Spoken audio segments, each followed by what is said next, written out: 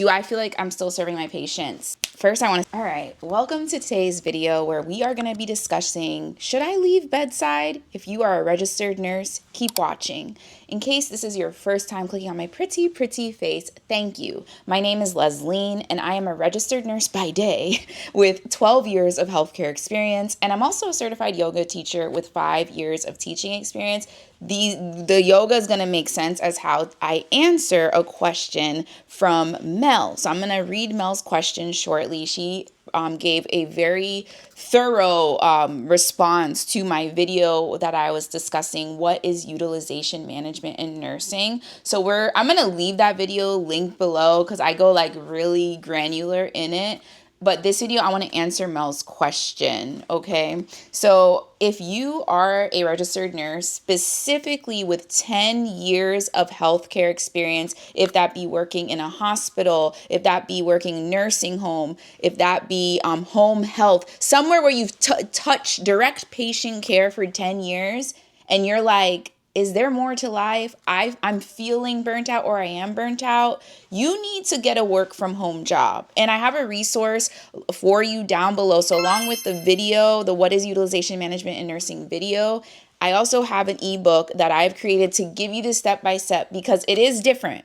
I want to put that here. It is different to be a bedside nurse versus being a nurse who works from home. You know more direct patient care, right? It's different. It's not the same. So I want to answer Mel's question, which is going to explain, and make sure you like this video, comment, and subscribe. Your girl is on her way to 2,000 subscribers. Currently have 1,880 subscribers. It is July, what day is it? July 16th, 2026.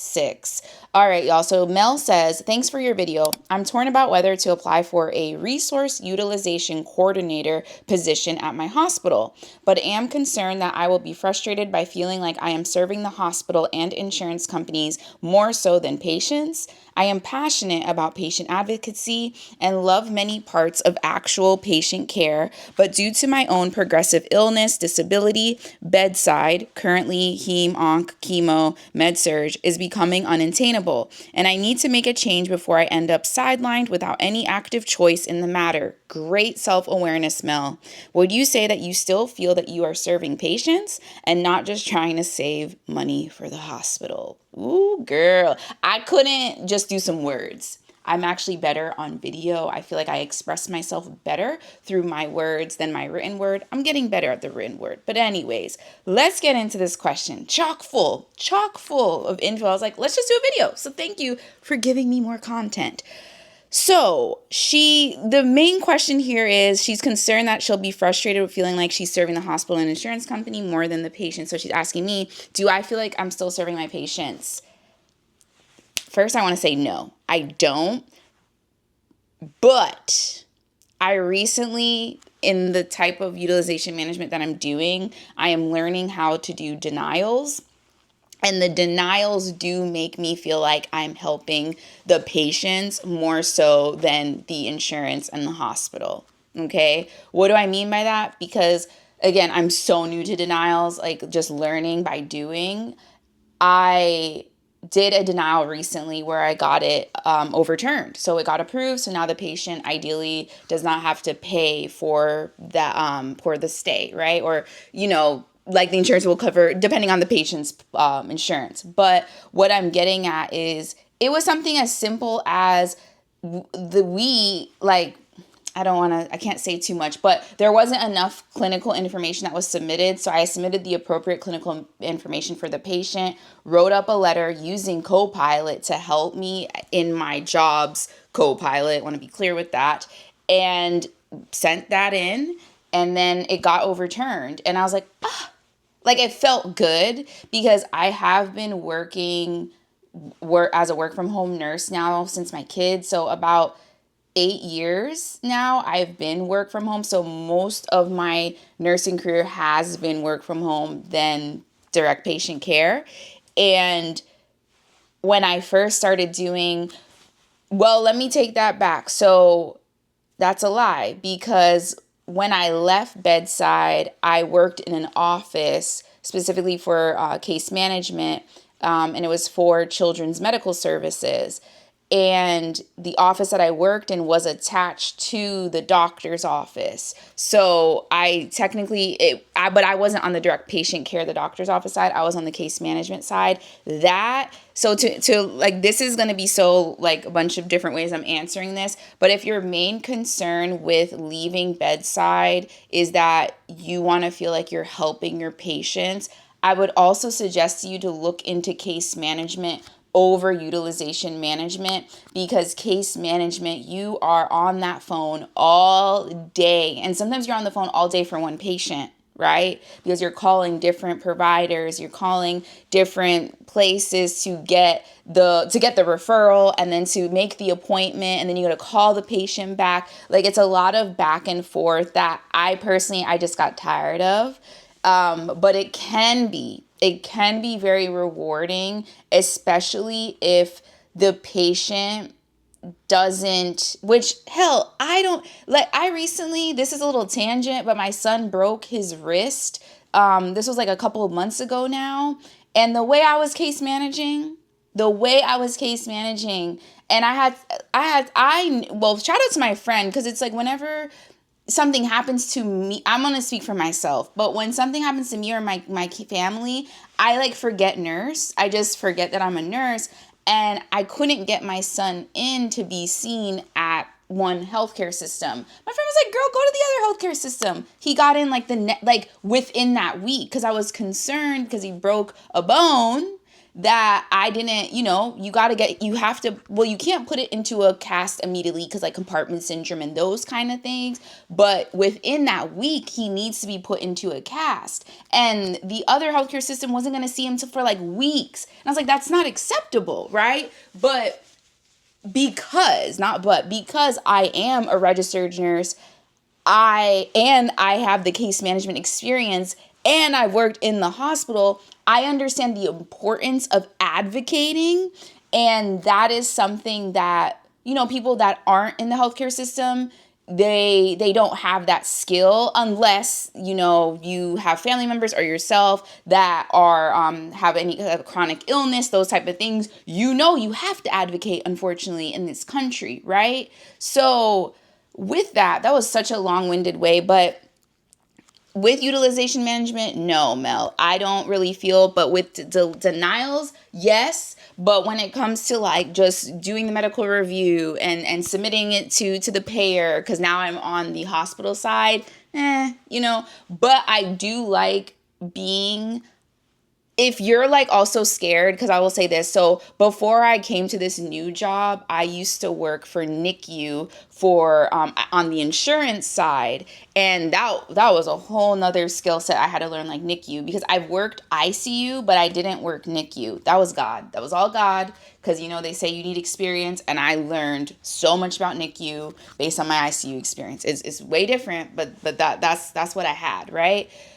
So with all of that, girl, I lost my train of thought. But would you say that you still feel like you are serving patients? Yeah. So I would suggest, this is just suggestions, but I would suggest looking into case management. This position that you mentioned, resource utilization coordinator, it kind of sounds like case management. So I'd love to know. I could have looked it up, but I'd love to know what that entails.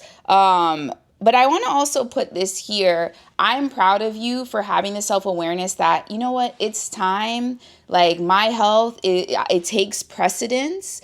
And that's something too, is like, if you don't take care of yourself, Mel, right, you won't be able to serve yourself and then obviously the patients either way. So then it'll force you to have to work from home, and nobody wants to be forced into doing something, right? So you could also consider, depending on how much years of experience you have, you could do PRN where you currently are at, and then find something maybe contract-wise that's work from home. I don't know. I'm just putting things out there.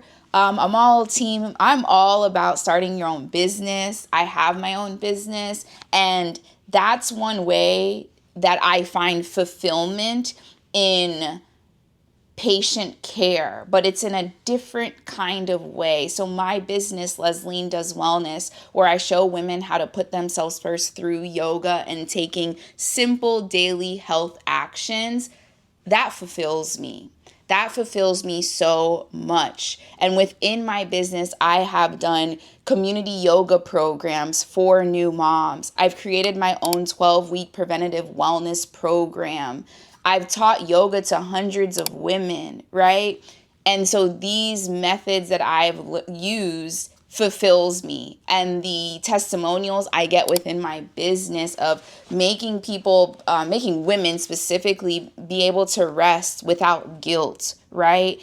And those are the things that bring me joy. So I don't know, I'm not forcing you or telling you, because not everybody should start a business, but maybe just mull on it, right? Maybe you can start your own consulting, case management, something like that. I'm not a business advisor, but if you are a registered nurse, you have so much knowledge outside of just nurse. Trust me, when I tell you I was so stuck in that, and it wasn't until in 2020 actually, my passion found me again. So my passion is yoga. I started my yoga practice in 2009, a Bikram yoga class. Fast forward to 2020, yoga came up again, and long story short, I got a yoga teacher scholarship. I rarely get, I got a scholarship once in when I started college. So this is the second scholarship I've ever gotten in life. When I tell you, Mel, I took that scholarship and ran through that course, that program, because I wanted to know, why does yoga make me feel so good, right? And how I'm tying this in for you is, look to what your passion is, right? If it is patient care, why patient care? Is it because, you mentioned here, I'm only saying what you mentioned publicly in this comment, but you're saying here that, you are having progressive illnesses and disability. Is it because you've had to learn how to advocate for yourself, and you understand how frustrating it is, especially because you are a nurse in the system? I feel like healthcare providers, nurses specifically, when something happens to us or our family, it's even more frustrating, because you're just like, if they could just give me the prescription for this or the referral for that, then I'm golden, right?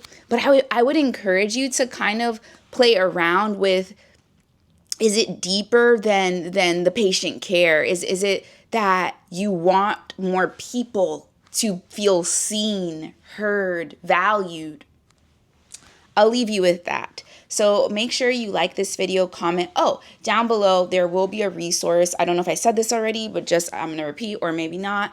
I have an ebook. So if you are on the fence of leaving bedside to go work from home, I have an ebook where I teach you step by step of how you can turn your bedside skills into work from home nurse skills. I got you.